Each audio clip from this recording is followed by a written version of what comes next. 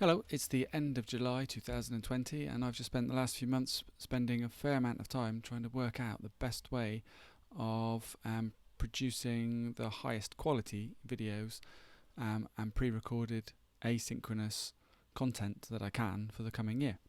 And part of that work has been thinking about sound, because I watch some videos and the sound is detrimental to the content.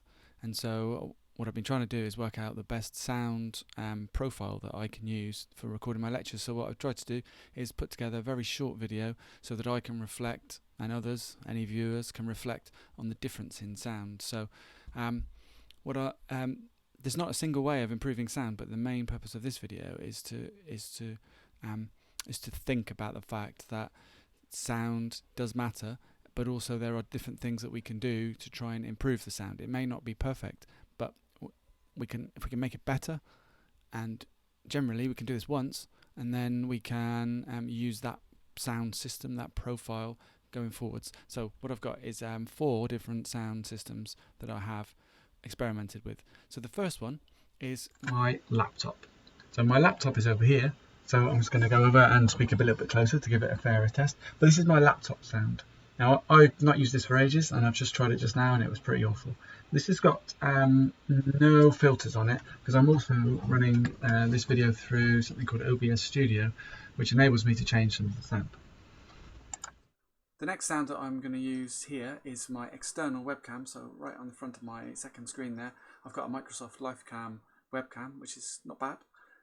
It's an external one which plugs into my laptop. It enables me to have 2 cameras if I want it, and I can move this one around as well. I can use it to point down and draw if I want, but it's also got sound within it.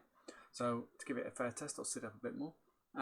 So this is 45 centimeters away from my mouth, and that's the sound. The next one I'm going to work is my headset. So I've got Microsoft again. This is my headset mic, and this is a Microsoft LifeChat LX3000. Looks like I'm ordering pizzas. Makes me sound like I'm in a helicopter. Slightly preferable to the webcam. I'm sat in my loft and I have my window open as well, so there may be some external. You may hear some seagulls. I don't live near the sea. I do live near the sea. You might hear some noise outside. I've also got my kids downstairs. You might hear extra sound. So what I'm trying to do is get the right mix of sound, which in the space that I'm working in and the noise that I have outside just enables me to focus on my voice. So this is my headset mic, which I've been using for a while. And finally, this is my new Samsung mic. So I spent a little bit of money. It comes in at about £80, but this is the Samsung mic. So I think this is a significant improvement on the others. I think if I'm going to be making videos which will last for several years, and I'm going to be making lots of videos for this autumn, but also moving forwards, using some of the video tricks that I've found and some of the online blended learning techniques, then I thought it was a good investment. The purpose of this video was to try and show the difference between some of the sound.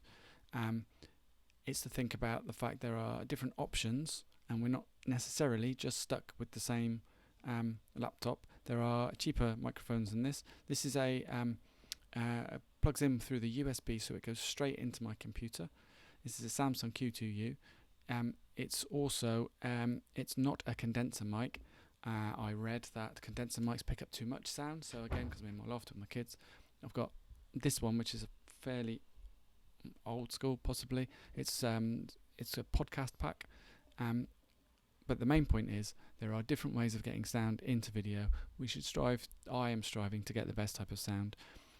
If you are stuck with the same microphone, then there are ways of tweaking the sound. So within something like OBS, which is a video editing suite, or live streaming suite, then I've added noise suppression and compression to this, which I saw online was a way of doing it. I didn't mess around with any of the settings, I've just added it. But you can download other sound decks, sound mixing equipment that could potentially make what you have better.